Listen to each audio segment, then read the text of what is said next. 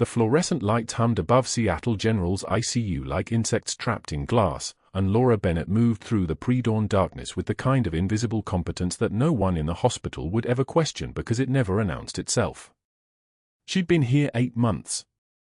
No one knew about the folded flag locked in her car trunk, a triangle of fabric from a fallen Marine, creased sharp enough to cut, that she touched with 2 fingers before every shift. Her badge photo showed a woman with forgettable features, dark eyes, unremarkable brown hair pulled back so tight it erased her jawline. Perfect. The badge clipped to her scrubs read Laura Bennett, RN, in standardized Arial. The Navy captain rank stayed buried so deep that even her closest colleagues, and she had none, by design, knew nothing of the deployments to Ramadi, nothing of the call sign earned in blood, nothing of the hands that had held dying Marines while rounds snapped overhead. She checked vitals on the cardiac patient in room for 12, her fingers finding the radial pulse in the dark when the monitor display flickered and died. The arrhythmia was irregular, subtle, the kind that would slip past someone reading numbers on a screen instead of feeling the story written in a patient's blood pressure. 2 beats too fast. Stress response from the medication change. She made a mental note and moved on, her movements economical, wasting 0 motion. Muscle memory. 8 months ago that muscle memory had nearly broken her cover during a code on her second day, a child, 4 years old, tracheal obstruction, and her hands had moved like someone who'd done emergency airway management under fire, not someone fresh from community college. She'd caught herself mid-breath, slowed her movements deliberately, let the resident take the lead. The child had been fine. Laura had not slept that night. In the parking lot at 6:08 a.m., she stood at the edge of the ambulance bay and watched the triage flow. 73 seconds between trauma arrivals on average, which meant the ER was understaffed. 2 paramedics. She scanned faces as stretchers rolled past, automatic, relentless, checking for threats, for intel, for the one patient file that mattered. Not yet. The intelligence hadn't arrived yet. Her left hand trembled once against her thigh, the residual shake from Ramadi that showed only when her guard was down, and she locked her jaw and waited for it to pass. Pain was information. Tremor was data. Both could be catalogued and filed. She'd had 3 hours of sleep. Acceptable. Dr. Mercer arrived in a silver Mercedes at 7:15, the car gleaming like something polished by people who made less than his monthly country club dues.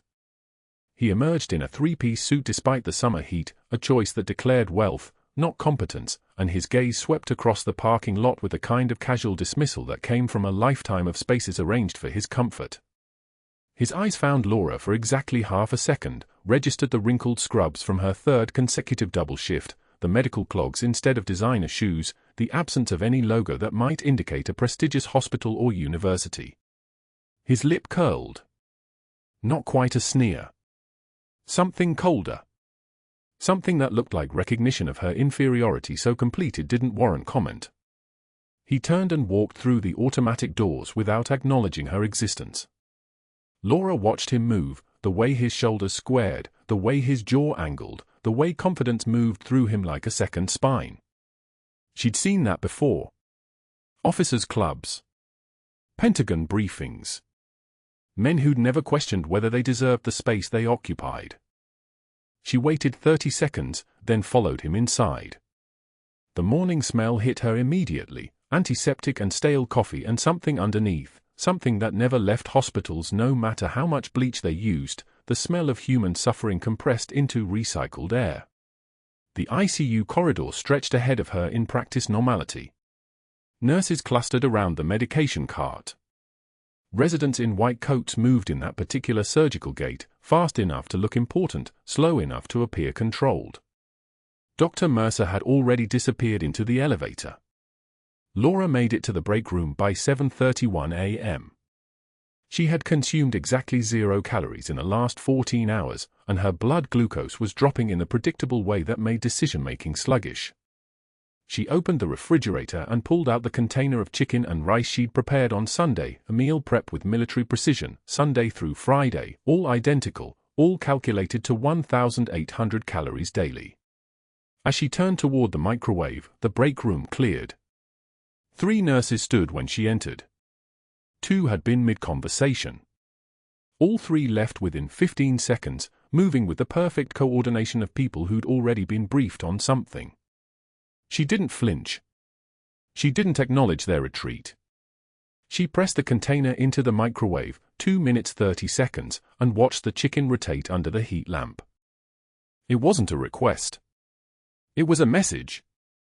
Dr. Mercer's influence had already settled into the hospital like ash, soft and pervasive, and he hadn't said a word to anyone about her yet. That came later. For now, he was simply a gravitational force, his presence heavy enough to make certain spaces dangerous. The microwave beeped at exactly 7:33 a.m. Laura removed the container and sat at the corner table, her posture relaxed, her face blank, eating with mechanical efficiency while the ghost of the other nurses lingered in the fluorescent light like a warning.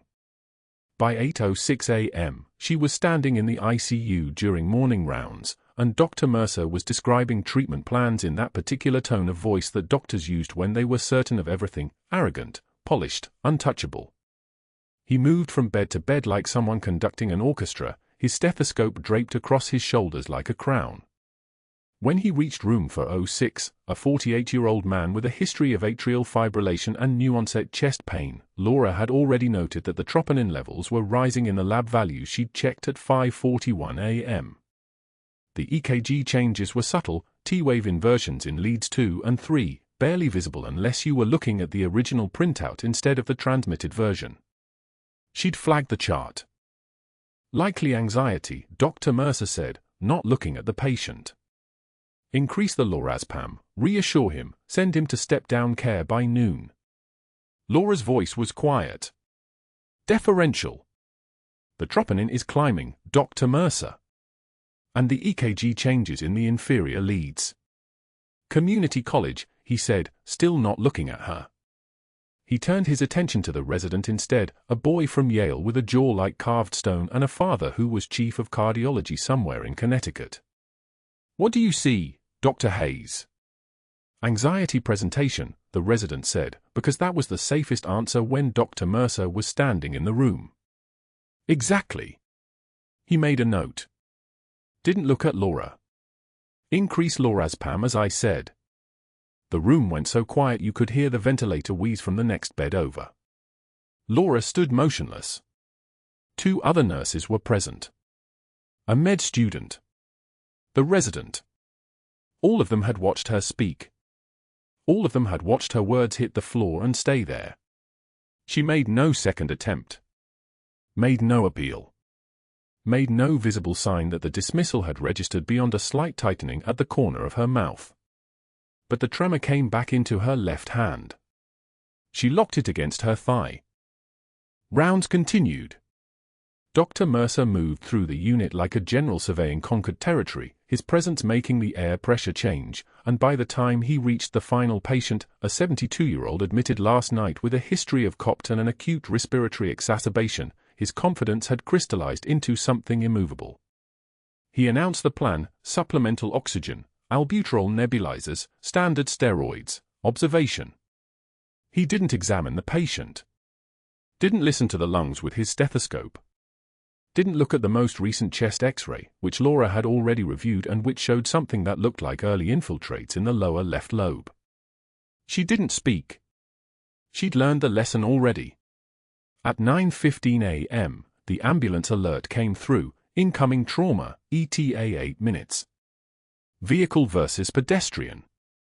Head injury. The ER staff mobilized with practiced urgency, and Laura was called down to assist, which meant she left the ICU and stepped into a different kind of controlled chaos.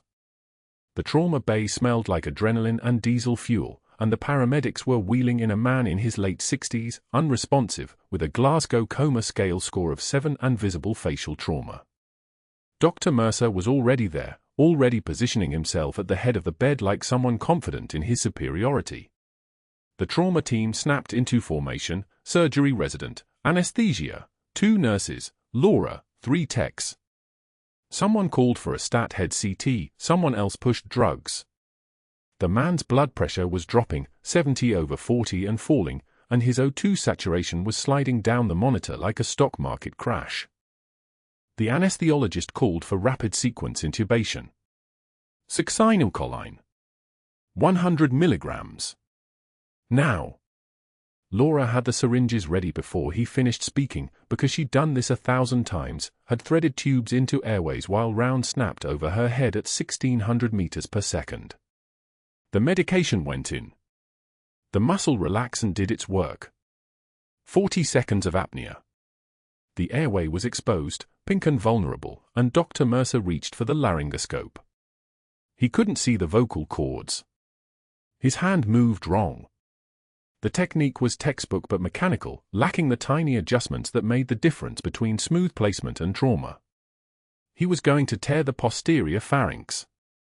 Laura could see it in the angle of his wrist, the trajectory of the tube, the way he was forcing rather than feeling. First attempt successful, he announced, pulling back, and the tube was indeed in the trachea, but the patient's mouth would pay for it later, the soft tissues crushed and blooded by someone who had mastered the theory without mastering the body. Laura said nothing. She secured the tube tape. She checked the placement with a portable chest X-ray order. She recorded the time and documented everything in the chart. The trauma bay moved on. By 10:22 a.m. the patient was in the surgical ICU and the emergency was over. What she didn't know, what she had no way of knowing yet, was that the man on that stretcher was not a random trauma. The face so swollen and damaged that it was unrecognizable was a message. The unconsciousness was a shield. The injury was the first domino.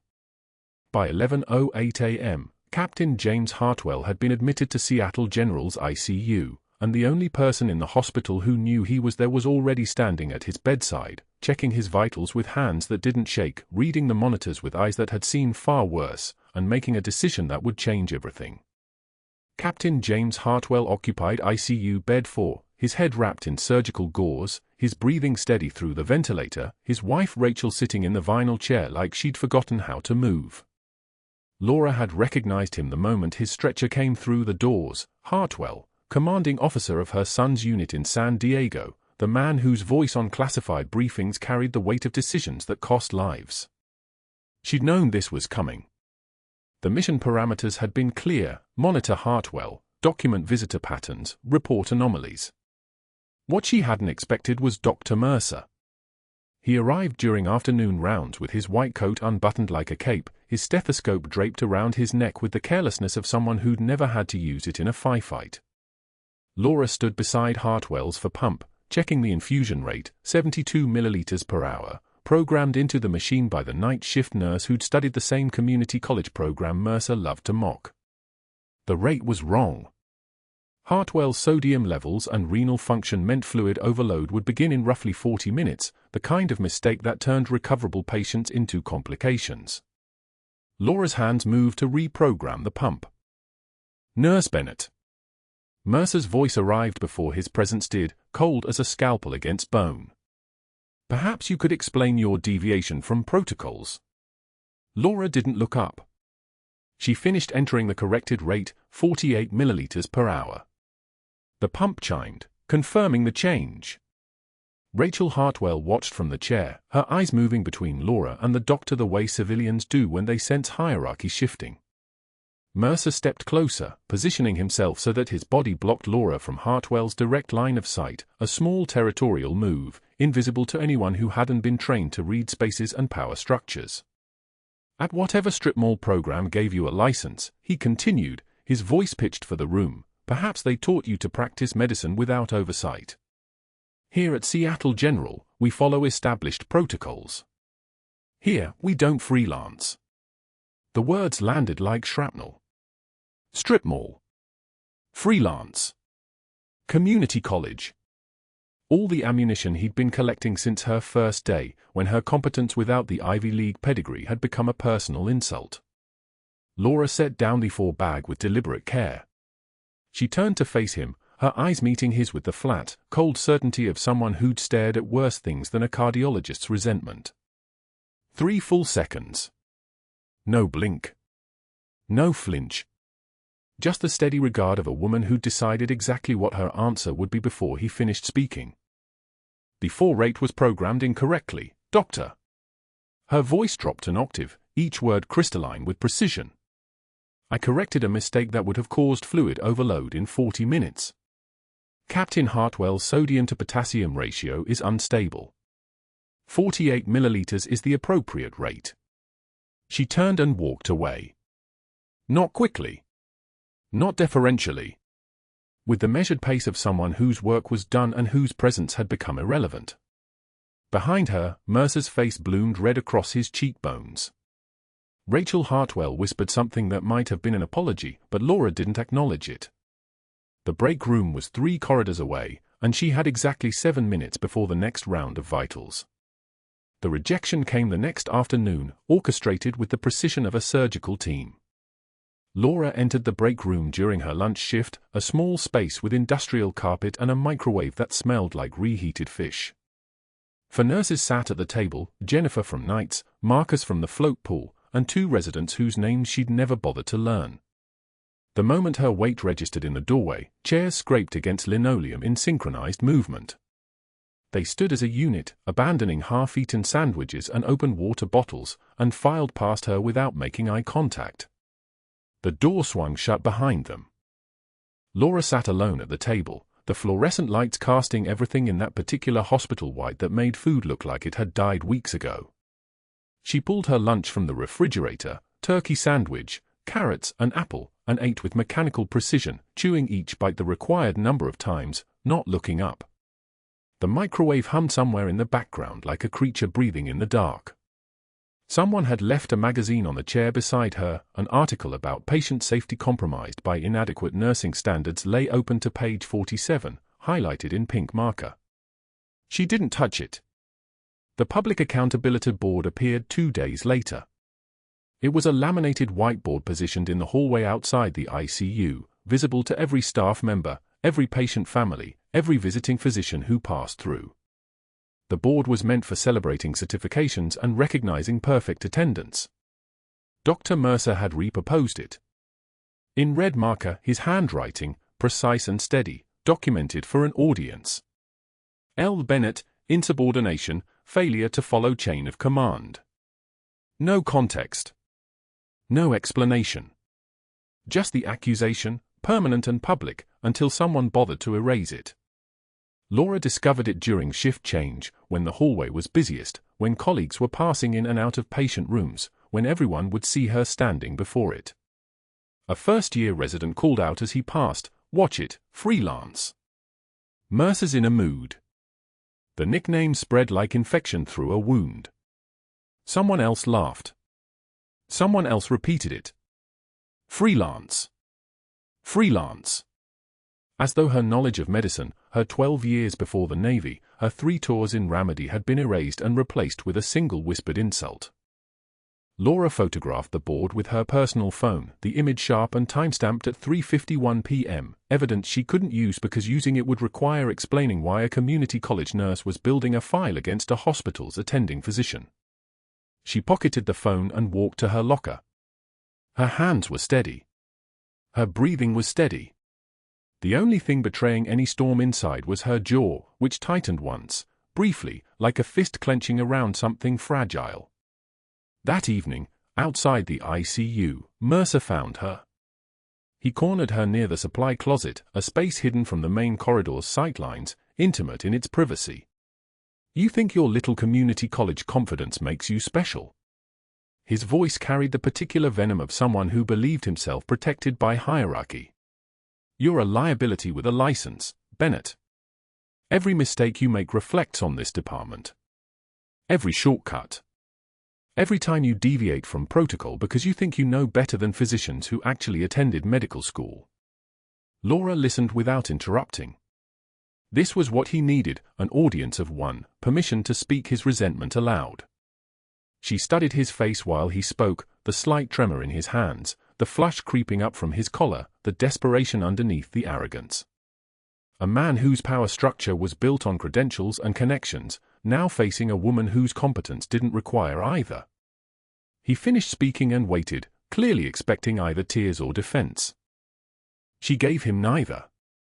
"The thing about throwing dirt, Doctor," Laura said, her voice pitched low and steady as a 9-line medevac grid, "is you lose ground. She turned on her heel and walked away. Not quickly. Not with anger. With the controlled certainty of someone who'd already calculated the cost and decided she could afford it. Behind her, Mercer stood in the hallway, his mouth open around words he'd suddenly realized he shouldn't speak. His face was the deep red of humiliation, not hers. His hands were trembling slightly. His presence, which had felt so monumental an hour before, had shrunk into something smaller than the anger she'd contained. But the real nightmare was already beginning. The schedule change arrived in her email at 6:43 a.m., before her shift started. Laura sat in her car in the parking lot, the morning still dark, and read the message from the charge nurse, effective immediately. Due to concerns regarding judgment in critical care settings, her assignment had been transferred to pediatric nursing on the 3rd floor. Pediatrics. Away from ICU. Away from Hartwell. Away from the mission that had brought her to Seattle General in the first place. She requested reassignment back to ICU. The charge nurse, a nurse named Patterson whom Mercer had mentored for 4 years, refused. Dr. Mercer has concerns about your judgment with critical patients. That night, Laura sat in the stairwell between the 3rd and 5th floors, watching Hartwell's room through the reinforced glass of the door. She was violating her reassignment, positioning herself where protocol said she had no business being. A Middle Eastern man with a visitor's badge, not a family member, not hospital staff, entered the ICU hallway and approached the nursing station. He asked 3 questions about visiting hours. He looked at Hartwell's door. He left for minutes later. Laura's encrypted radio, silent for 8 days, remained silent. The encrypted radio stayed silent through the morning shift. Laura moved through the corridors of Seattle General like a ghost in scrubs, charting vitals on patients who would never know her name, accepting reassignments without comment, watching the ICU staff shuffle into new positions like chess pieces on a board she couldn't control. Dr. Mercer had moved fast. Within 6 hours of the confrontation outside her locker, the master schedule had shifted, night nurses moved to days, the senior ICU tech reassigned to pediatrics, the charge nurse who'd once smiled at Laura transferred to the surgical wing. The gaps in coverage were deliberate, designed to create moments when Captain Hartwell's floor would be understaffed, when no ally would be present to witness anything Laura attempted. The message was clear, she was being isolated. The break room felt colder that afternoon. Laura sat alone with lukewarm coffee, watching the revised shift schedule posted on the bulletin board. 3rd shift ICU coverage was now handled by 2 nurses, neither of them people who'd spoken more than 5 words to her in 8 months. The schedule change meant that from 11 p.m. to 6 a.m., the floor where Hartwell lay recovering would be operating with minimal eyes, minimal witnesses, minimal protection from whatever came next. She understood the strategy because she'd used similar tactics herself during operations in Ramadi: create isolation, remove support structure, leave the target vulnerable. Except she wasn't the target. Hartwell was. And Mercer was using the restricted schedule to ensure that if anything happened to the captain, Laura wouldn't be present to intervene. But that wasn't the worst part. Access restrictions came next. By Wednesday, 24 hours after the schedule reshuffling, security protocols around the ICU had tightened. An email went out to all nursing staff, citing recent protocol concerns and requiring that floor assignments be approved by the department supervisor before any nurse accessed the ICU. It was professional language wrapped around a simple fact: Laura Bennett was barred. She would need explicit permission now, documented, tracked, witnessed. Mercer had weaponized the bureaucracy with surgical precision. He wasn't screaming. He wasn't yelling at her in the hallways. He was making phone calls and changing systems, watching her options contract like a closing fist. Laura read the email 3 times at the nurse's station, her expression unchanged. A younger nurse glanced over, sympathy flickering in her eyes before she looked away. Sympathy was dangerous. Sympathy could be used as evidence of doubt. Laura cleared the email and continued with her assigned patients: a post-op gallbladder removal in 412, a diabetic readmission in 408, an elderly man with congestive heart failure waiting for a specialist consult. All of them needed her. None of them could help her. The folded flag sat in her car, locked in the glove compartment where it had stayed since the morning she arrived at Seattle General. She'd never brought it inside the hospital walls. Never risked it being seen, questioned, explained. That small piece of fabric, folded in the precise triangle that service members knew by muscle memory, carried the weight of a Marine she'd held in Ramadi while his blood soaked through her combat vest, a Marine who'd died in her arms at 3:17 a.m. on a street corner in the Jolon district. The flag had come home. She hadn't. Not really. And now Mercer had boxed her out of her mission before the real crisis even arrived. Thursday morning brought a solution, though not a good one. Laura was reviewing charts when she noticed a discrepancy in Captain Hartwell's medication administration record. A routine first-sight assessment was due, something that should have been documented but wasn't. The paperwork gap was small, inconspicuous, the kind of administrative oversight that happened in every hospital. But it existed. It was real. And it gave her a legitimate reason to access the ICU floor, to perform a basic nursing function that required her presence on that restricted unit. She could justify it in medical records. She could document it. No permission needed, just a correction to incomplete charting, a standard competency check that any nurse could perform. It was a thin excuse. It was also the only one she had. She printed the incomplete form at 2:02 p.m., during the shift change when the charge nurse was in a bed conference and the floor supervisor was in the back office reviewing incident reports.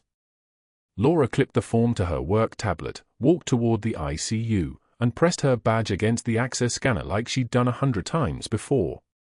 The light turned green. The door clicked open. For now, at least, she was still a nurse. Still part of the system. Captain Hartwell's room was on the north corridor, third door past the central monitoring station. Laura's heart rate was steady, operational baseline, the same calm that had carried her through IED sweeps in Ramadi. The fur in his right arm looked clean, the site intact, no signs of infection or infiltration. She documented that on the tablet, moving with the efficient precision that had made her invisible in this hospital for 8 months. Competent. Quiet. Unremarkable. Just another nurse performing routine bedside care. But then she noticed his breathing. The respiratory rate was elevated, 22 breaths per minute when normal was 12 to 20.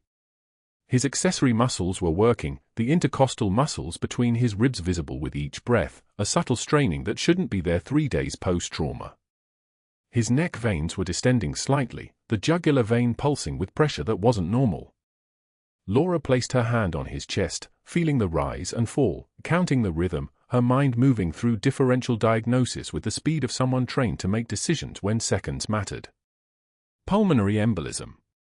Aspiration pneumonia. Pneumothorax. Or something worse, tension pneumothorax, air trapped in the pleural space with nowhere to escape, pressure building inside the chest cavity, compressing the lung, shifting the trachea, cutting off oxygen supply. She'd seen this in Ramadi. She'd seen the respiratory rate climb just like this, seen the neck vein distension, seen the subtle panic in a patient's eyes as their body began to starve for oxygen. Seen it, and acted, and watched a Marine live because she'd moved fast enough. She had maybe 3 minutes before Hartwell's oxygen saturation would begin to drop. Maybe less. The code button was mounted on the wall above the bed. Laura pressed it with her thumb, and the soft chime echoed through the unit, not an emergency alarm, not yet, just a request for nursing support. The attending would be slower this way. She might have more time to explain before a doctor arrived to override her assessment with a protocol-driven approach that would waste precious minutes on imaging and differential diagnosis when the answer was already there, written in his breathing pattern. Dr. Patterson arrived first, the second-year resident who'd been assigned to the ICU rotation. He was competent but cautious, the kind of doctor who followed guidelines the way some people follow GPS instructions, trusting the route even when the destination was wrong. "What's the concern?" he asked, already scanning Hartwell's monitor. Respiratory rates 22. Neck vein distension. Accessory muscle use. Laura kept her voice level, clinical, unthreatening. Just facts. Just assessment. I think it's tension pneumothorax. Patterson frowned, moving closer to examine the patient himself. Trachea's deviated. But we should get a CT to confirm. Rule out PE, other causes. O2 sat is still 97, Laura said. But look at the trend line. It's dropping. Subtle, but it's dropping. If this is tension, we're looking at acute decompensation in the next few minutes. His vitals are stable, Patterson said, but doubt had entered his voice. He was second-guessing himself, looking between Laura and the monitor, trying to balance protocol against the clinical picture in front of him. Hartwell's oxygen saturation ticked down, 96. Then 95. He needs needle decompression, Laura said. It wasn't a question. It wasn't a request. It was a statement of fact, spoken with the flat certainty of someone who'd done this before, who'd made this decision on a street corner in Iraq while mortar rounds fell around her. Second intercostal space, midclavicular line. 14-gauge angiocath needle. We do this now, or we wait for a CT and watch him crash. Patterson reached for the phone, to call Mercer, to get permission, to follow the chain of command that was designed to keep nurses in their place and decisions in the hands of the physicians who wore the right credentials and attended the right schools. Laura moved instead. She stepped to the crash cart, her hands knowing exactly where the needle would be, muscle memory from a decade of trauma surgery overriding the 8 months she'd spent pretending to be someone who'd only ever worked on a civilian unit. She counted the ribs with her fingers, located the second intercostal space, felt the precise spot where the needle needed to enter. You can't just, Patterson started, but Hartwell's oxygen saturation had hit 89, and the fear in the patient's eyes was the only authorization Laura needed. She inserted the needle with the same steady precision she'd used on a Marine named Torres in the back of a Humvee while they were taking fire from 3 directions. The hiss of released air filled the room. The sound of pressure escaping, of lungs expanding, of time rewinding just enough to matter. Hartwell gasped, his chest relaxing visibly, the straining of his accessory muscles easing as oxygen flowed back into his body. The monitor showed the improvement, 91%, 94%, 97%. His respiratory rate dropped to 18. His neck veins returned to normal. The crisis, which had lasted maybe 90 seconds from assessment to resolution, was over. Patterson stood frozen, watching a nurse perform a procedure that should have required physician orders, supervisor approval, documented training certificates. Rachel Hartwell, the captain's wife, stood in the corner near the window, her hand covering her mouth, her eyes moving from Hartwell's stabilizing vitals to the woman who'd just kept her husband alive with nothing but a needle and knowledge no community college nurse was supposed to possess. I'm going on break, Laura said quietly, removing her gloves and disposing of them in the red biohazard container. Just neutral words, the kind a nurse might say after completing a difficult for placement or managing a combative patient. Not acknowledgement. Not explanation. Just the smallest possible exhalation of the pressure that had built in her chest for 8 months. She stepped away from the bed before anyone could respond, before Patterson could process what he'd witnessed, before Hartwell could see the depth of what had just transpired behind the mask of composure she'd maintained. She was in the hallway when she heard footsteps behind her, rapid and purposeful. Dr. Mercer's voice came from somewhere closer than she expected, carrying the dangerous calm of someone who'd just witnessed something he couldn't explain and wouldn't tolerate. Nurse Bennett. My office. Now. Laura turned toward him, her expression unchanged, her eyes holding his for exactly 3 seconds before she nodded and walked in the direction he'd indicated. Behind her, the ICU hummed with monitors and ventilators and the sound of a captain breathing normally again, alive because she'd acted, because she'd been there, because Mercer's isolation strategy had worked perfectly right up until the moment it hadn't mattered anymore. He would make phone calls now. He would document everything. He would build his case with surgical precision and institutional authority. But nothing he did in the next few hours would change what had just happened in that room, what Patterson and Rachel Hartwell had witnessed, what the vital signs monitor had recorded in permanent digital memory. The crisis had arrived. And Laura Bennett had answered it the only way she knew how. Dr. Mercer arrived 3 minutes after Laura released the pressure from Captain Hartwell's chest. The needle hiss still hung in the air like a ghost. The attending physician, Dr. Chen, was pale, his hands trembling as he reviewed the monitor readout showing oxygen saturation climbing from 68 to 94 in 12 seconds. The room smelled like antiseptic and adrenaline, that copper electric scent that only lives where lives are saved or lost. Mercer took in the scene. His eyes moved from the needle still in Hartwell's chest to Laura's face to the monitor displaying perfectly normal vitals.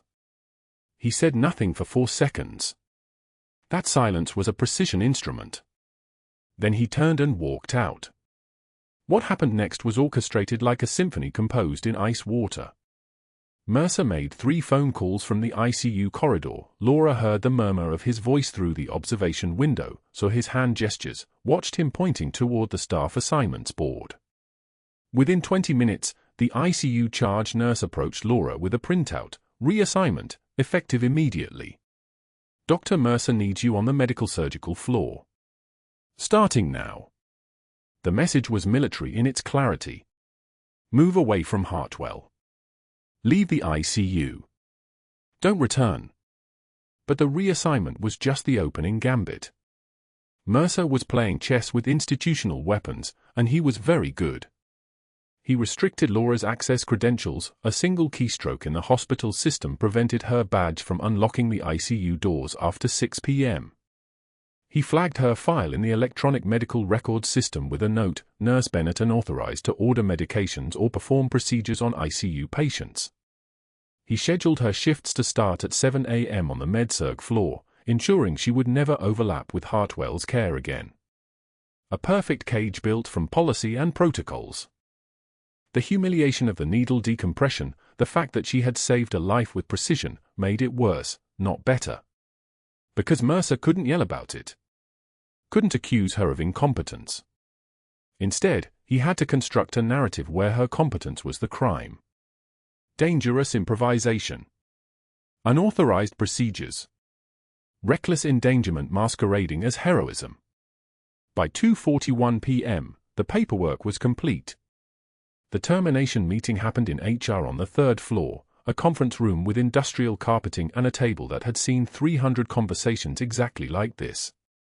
Mercer sat across from Laura with an HR director named Patricia Chen, no relation to Dr. Chen, but the coincidence made Laura's jaw tighten by a fraction of a millimeter, and she reviewed the documentation with the tone of someone reciting a recipe.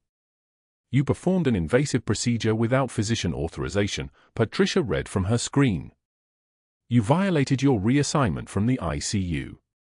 You endangered a patient with what Dr. Mercer characterizes as cowboy medicine. She looked up. How do you respond to these allegations? Laura could have told the truth. Could have said that tension pneumothorax is a treat now or die in 90 seconds emergency, that needle decompression is emergency medicine not invasive surgery, that every protocol she knew supported exactly what she did. She had the certifications, the credentials, the muscle memory from 3 tours in Ramadi where she'd held convoy positions and held dying Marines in her lap and made decisions that saved or ended lives. But she couldn't defend herself without revealing the mission. Without explaining that Captain Hartwell wasn't a random patient, that her presence on that floor wasn't coincidence, that the entire reason she was a nurse at Seattle General was because Naval Intelligence had ordered her there to monitor the arrival of a compromised officer carrying classified information that people would kill to suppress. She couldn't blow her own cover. So she said nothing. Your service record shows only a community college nursing degree, Patricia continued. No advanced certifications, no critical care background listed. Frankly, the fact that you were assigned to the ICU at all is borderline irregular. She closed the file. You're terminated effective immediately. Security will escort you from the premises. Mercer didn't speak. He didn't need to. His silence was victory. I'd like to collect my personal belongings, Laura said. Her voice was level. 10 years of command authority flattened down to the tone of someone asking a reasonable accommodation. Security will box your locker and mail it to your address, Patricia said. You're not to enter patient care areas. The laundry, Laura said. I have hospital scrubs I checked out this morning. I need to return them. Patricia and Mercer exchanged a glance. It was such a small thing, so beneath their authority, that they let her have it. Fine. Basement laundry room. You go directly there, you return the items, and you leave the premises. Security will meet you at the exit. Laura nodded and stood. Mercer's smile was thin as a scalpel. The basement of Seattle General smelled like industrial bleach and hot fabric, a smell that would follow her through the next 48 hours like a phantom. The laundry room hummed with the mechanical rhythm of commercial washers and dryers, 4 of each, all running, creating a white noise so constant it became invisible. Fluorescent lights buzzed overhead in a frequency that made the back of her skull ache. Laura was alone. She pulled her scrubs from the lint-covered dryer, 3 pairs, the fabric still warm, still holding the shape of her body from the morning shift. She carried them to the folding table, a long rectangle of laminated surface scratched from 10 years of folding. For a moment, she just held the fabric. Navy cotton blend, the same material as the uniform she'd worn at Annapolis, nothing like the dress whites or the combat fatigues of Ramadi, but close enough that her hands remembered. She began to fold. The first pair, she laid them flat, smoothed the wrinkles with the heel of her hand, folded the legs up, folded the sleeves in. Navy hospital corners, the way they taught you at the academy, the way officers' dress uniforms got folded so they could fit in a sea bag and still come out perfect. Each fold was precise. Each edge aligned with geometric certainty. The trembling in her left hand, that wasn't fear. Combat taught her what fear was, and this wasn't it. This was restraint. This was a captain's discipline applied to the simple act of folding scrubs, because if she stopped moving, she would have to think about what she'd done wrong. She hadn't done anything wrong. But the mission was broken. The cover was compromised.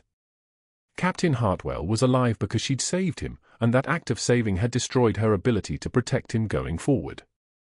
The intelligence he carried would still move through the hospital system, still require monitoring, but now she wouldn't be there.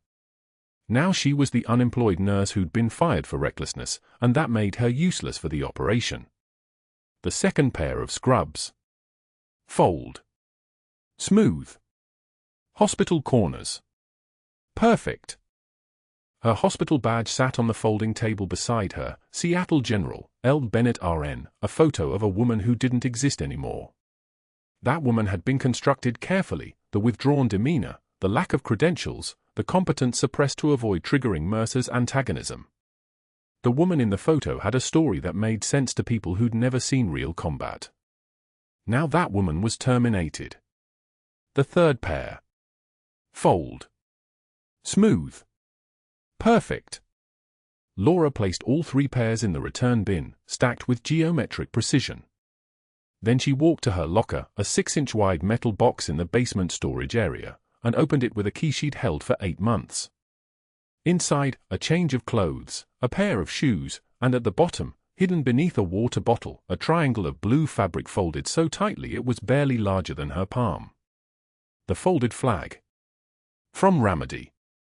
From the last patrol where she'd been the only medic, where her corpsman Marcus Reyes had taken a bullet meant for the convoy, where she'd held him for 3 minutes while he stopped breathing and the rotor wash from the incoming Black Hawk pushed sand into her eyes and his blood stayed warm on her hands even in the desert heat. The flag that came home because Marcus's wife had served with him, had understood the weight of that triangle, had given it to Laura with a single instruction: keep it safe. Laura touched the fabric. Felt the starch still in the creases, the weight of it, the history compressed into cloth. She had failed. Failed to protect the mission. Failed to stay invisible long enough for the intelligence to surface and be handled and be contained. Failed to stop Mercer from destroying her cover in pursuit of his contempt. She'd saved Captain Hartwell's life and lost her own. The parking lot was empty except for the residual heat rising from the asphalt. It was late August in Raleigh, the kind of evening where the pavement held the day's temperature like muscle memory. Laura sat in her car with the flag in her lap, her hand steady, her face empty, her eyes on the hospital's lit windows where people were still working, still healing, still existing in a world where she no longer belonged. Combat teaches you that crying is a luxury available only after the mission ends. But the mission had ended, and she still didn't cry. She just held the flag and watched the lights and waited for the next contact. In real operations, they always sent someone within 72 hours. 48 hours was the standard. 48 hours until someone with authority arrived to evaluate the extraction, assess the damage, determine if she could be salvaged or if she'd become a liability that required different handling. She had nothing to do but wait. Then, at 11:23 p.m. on the third day, 2 hours past the 48-hour window, her phone buzzed. Not a text. Not a call. A news notification from the hospital's public bulletin board. Seattle General recognizes heroic nursing staff. Laura opened the notification. Captain Hartwell had given an interview to the hospital's communications director. He'd named her. Referenced her exceptional clinical judgment and rapid response that prevented catastrophic complications. He'd done everything except use her call sign. And someone at the hospital, someone with access and authority, had seen that interview and decided the truth couldn't stay buried anymore. 48 hours later, Laura Bennett walked back into Seattle General wearing civilian clothes for the first time in 8 months. No hospital badge. No scrubs. Just jeans, a gray sweater, and the weight of a career that had ended in a basement laundry room. Her locker was on the 3rd floor, tucked between 2 others in the staff corridor where nobody looked twice at anyone passing through. The fluorescent lights buzzed overhead like they always did, indifferent to the fact that she'd been erased from this place. She'd made it 4 steps past the elevator when the doors to Trauma Bay 4 exploded open. Orderlies rushed a stretcher through the corridor, shouting coordinates, calling out vitals, their voices stacked on top of each other like a radio scramble. The man on the stretcher was Middle Eastern, mid-40s, bleeding from a shrapnel wound that cut across his left shoulder and collarbone. His eyes were wide with the particular terror of someone who knew exactly how close to death he was running. Then his eyes locked onto Laura's. His body went rigid. The color drained from his face. His lips moved around a single word, barely audible over the chaos of the stretcher wheels and the shouting medics and the beeping of portable monitors. Night Falcon. It came out like a prayer. Like recognition. Like he'd just seen a ghost walk out of a memory he'd spent 5 years trying to forget. The orderlies didn't pause. They swept past her toward Trauma Bay 1, the man's hand still outstretched toward her, his eyes locked backward on her face as they disappeared around the corner. Laura stood motionless in the corridor. Her shoulders remained level. Her jaw did not clench. Her hands hung at her sides with the absolute stillness of someone who had learned a long time ago that movement was a language people could read. But the Marine Corps liaison who'd been following the stretcher stopped dead. He was young, maybe 28, with captain's bars on his collar and the particular exhausted intensity of someone who'd been awake for 36 hours straight. His face went pale. Not the pale of medical shock. The pale of someone who had just heard a word that should never be spoken in a hospital corridor. He stared at Laura for 3 full seconds. Then he pulled a folder from his briefcase with hands that had begun to shake. His voice came out hoarse. "You're Bennett." It wasn't a question. She didn't respond. There was nothing to respond to. The truth was already out. The name was already hanging in the air like cordite residue. The liaison opened the folder. His voice climbed in register as he began to read, the words pouring out like a dam breaking. Captain Laura Bennett, Silver Star recipient, for actions under fire in Ramadi, Jolin District, when she held a convoy position for 11 hours against sustained small arms and RPG fire while providing emergency trauma care to 4 wounded Marines. Neutralized 3 enemy combatants with M16 fire while maintaining medical interventions. Call sign, Night Falcon. Security clearance level, TSSCI current assignment, deep cover operational rotation as civilian medical personnel pending intelligence assessment of naval asset Captain James Hartwell. He looked up from the paper. His eyes were wet. "You're actually her. You're actually Night Falcon." The hospital had not gone quiet. Trauma bays don't go quiet. They maintain their particular rhythm of machines and footsteps and the controlled urgency of people doing impossible things. but Laura's immediate vicinity, a 10-foot radius of hallway, had developed the kind of silence that comes when the world shifts its axis and nobody has the language to describe what they're witnessing. A door opened at the far end of the corridor. A 2-star admiral emerged from Captain Hartwell's room. His uniform was dress blues, which meant he'd flown in directly from official business. His bearing was the kind that made the hospital's internal geography reorganize itself around his presence, orderlies straightening, residents standing taller, the entire hallway's gravitational field rearranging. He took one look at the liaison holding the open folder, then at Laura, then at the word Night Falcon visible on the classified document. He came to attention. Not a casual stand-up. An actual come to attention, spine ramrod straight, shoulders back, the kind of posture that hadn't been deployed in this building since 1987. His right hand moved to his brow in a salute so formal it could have stopped traffic on the interstate. An admiral, 2 stars, a career spanning 3 decades, command authority that stretched across 12 time zones, was rendering a formal salute to a woman in jeans standing in a hospital hallway. His hand held the salute for exactly 3 seconds before it dropped. "Captain Bennett," he said. His voice had the particular timbre of someone speaking to a decorated combatant. "Your service is recognized." That was when the IT director appeared. His name was Rodriguez. 51 years old. Gulf War veteran, knee replacement, divorce papers signed 3 years ago, the kind of person who made hospitals run by knowing every server, every camera, every digital ghost that moved through the building. He was carrying a laptop and a USB drive that looked small enough to disappear in his palm. Dr. Mercer deleted her personnel file, Rodriguez said. His voice was steady, the voice of someone who had prepared this speech and rehearsed it 100 times. "Attempted deletion, technically. We maintain redundant servers for exactly this reason. I recovered everything. Every file he erased. Every schedule he altered. Every personnel record he tried to disappear." He looked directly at Laura, then at the Admiral.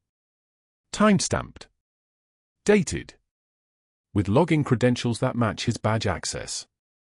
I have formal testimony from the scheduling coordinator that he explicitly instructed her to isolate Captain Bennett from her support network.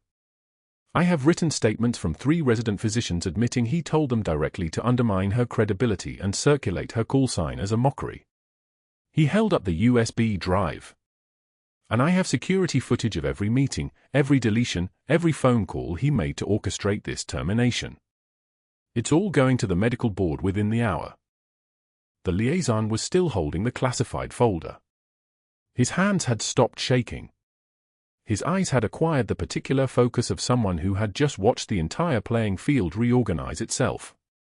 "There's an emergency board meeting," he said. 6 hours. I've already made the calls." He looked at the Admiral. "Sir, with respect, this situation requires immediate command authority." The Admiral's expression didn't change.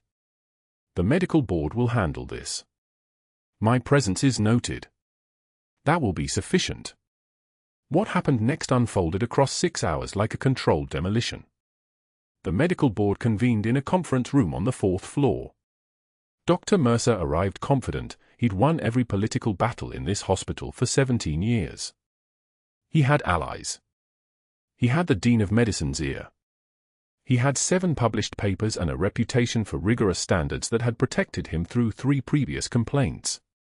He took a seat at the head of a table surrounded by colleagues who had nodded along with his dismissals of Laura for 8 months.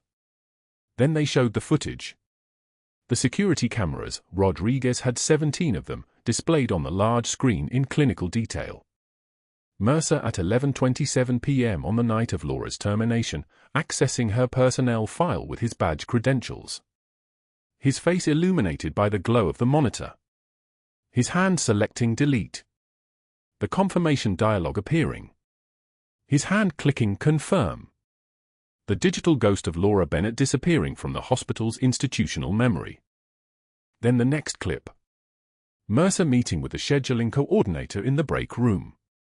His voice, recorded by the same system that monitored for radiation leaks and chemical hazards, saying with absolute clarity, "I want her isolated." No allies.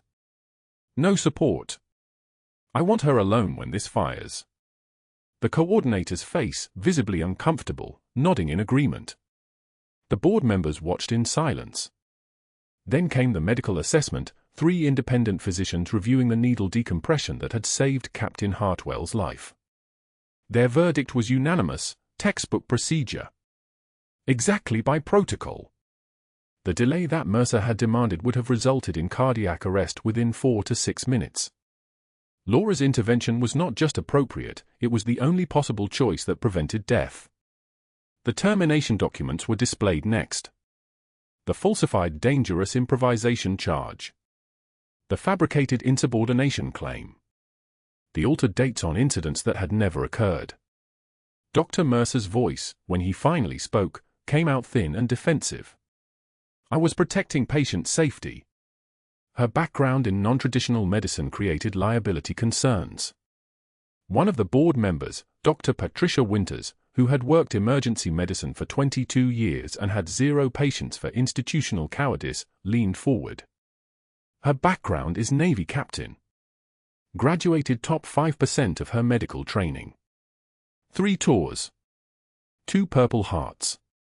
You have her medical credentials in your left hand while you're telling me she's a liability. The room went so quiet you could hear the rain outside hammering against the windows like it wanted in. The vote took 11 minutes. The termination was ruled wrongful and retaliatory. Dr. Mercer's employment was terminated effective immediately. His medical privileges were suspended pending investigation. The state licensing board would receive a formal report recommending a full review of his credential status and possible revocation. 6 months later, Dr. Mercer stood in a fluorescent-lit classroom at Raleigh Community College, teaching CPR certification to 20 board students. He wore a polo shirt with the college's logo on the front. His salary was $28,000 a year. His hands shook every time he positioned them over the practice mannequin sternum to demonstrate chest compressions. A student raised her hand during the break. "Weren't you a doctor at Seattle General?" His face went red. He didn't answer.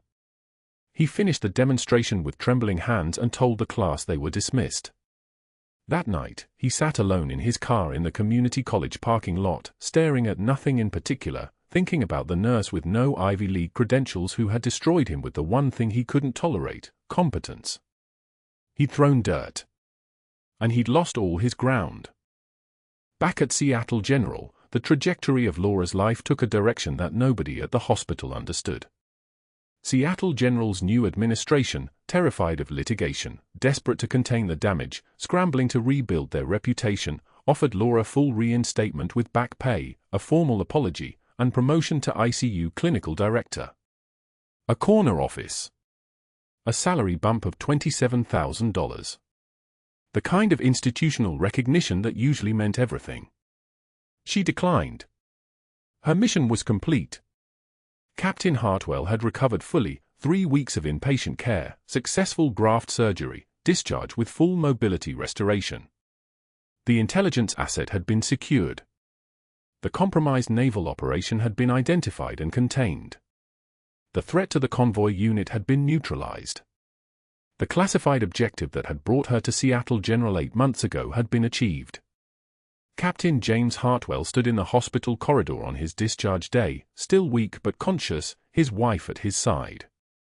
He saw Laura at the nurse's station, now wearing her Navy dress uniform instead of scrubs. He stopped the wheelchair. His wife, Rachel, gripped Laura's hand with the intensity of someone who understood exactly what she'd witnessed. "You saved him twice," Rachel whispered. "Once with the needle. Once by refusing to follow orders that would have killed him." Laura nodded. She said nothing. Some moments don't require words. Hartwell's eyes focused with new clarity. "You're Bennett. My sons talked about you. You served together in Kandahar." Laura's face softened for the first time in 8 months. "He's a good officer. The best I've worked with. You raised him right." The hallway had changed. The nurses who had exiled Laura now nodded with respect as she passed. The residents who had mocked her stood aside. Rodriguez, the IT director, standing at the corridor's far end, rendered a formal salute as she moved toward the exit. The folded flag waited in her car, no longer a reminder of failure but a marker of missions completed in unexpected uniforms. Laura Bennett walked out of Seattle General in her Navy dress uniform. The afternoon sun cut through the ambulance bay in horizontal lines. She opened her trunk and touched the folded flag one more time, whispered her teammate's name, Marcus Webb, Ramadi, November 2008, and closed the lid. She drove away from Seattle General, leaving behind the community college nurse who had never existed and reclaiming the captain who always did. Some battles are fought with scalpels instead of rifles. Some saves happen in hospitals instead of firefights. And sometimes the quietest person in the room might be holding it all together. If you've made it this far, you know that heroism doesn't always announce itself. It doesn't always wear a uniform or carry a badge or demand recognition. Subscribe to the channel, like this video, and drop a comment. Have you ever been underestimated by someone who didn't know your true value? Because I guarantee you, the person who changes your life won't be the loudest voice in the room.